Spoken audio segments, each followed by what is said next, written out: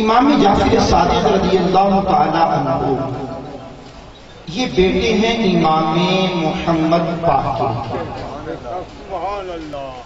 اور امام محمد باقر بیٹے ہیں امام زین العابدین، اور امام زین العابدین بیٹے ہیں امام حسین، اور امام حسین بیٹے ہیں مولا کائنات مولا مشکل الکشا علی المرتضی۔ ایک شخص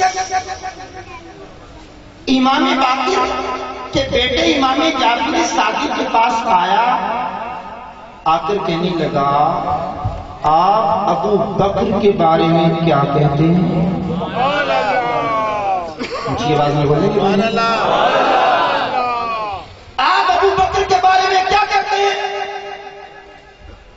فرمایا میں ان کے بارے میں جو بھی کہوں گا بہتر ہی کہوں گا۔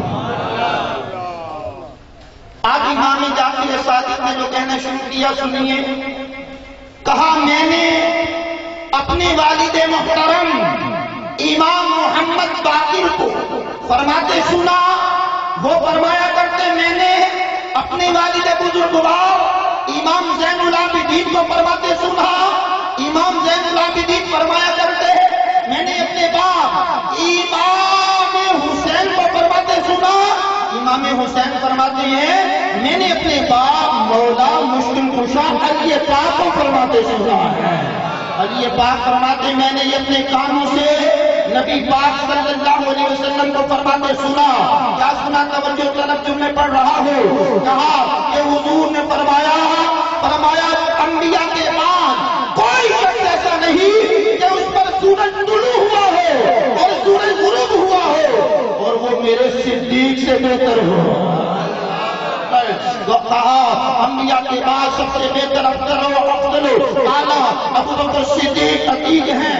امام جعفر صادق جب یہ حدیث بیان کر چکے تو فرمانے لگے اگر میں حدیث بیان کرنے میں غلط بیانی کروں، اگر میں حدیث بیان کرنے میں غلط بیانی کروں تو قیامت کے دن مجھے رسول اللہ کی شفاعت نصیب نہ ہو۔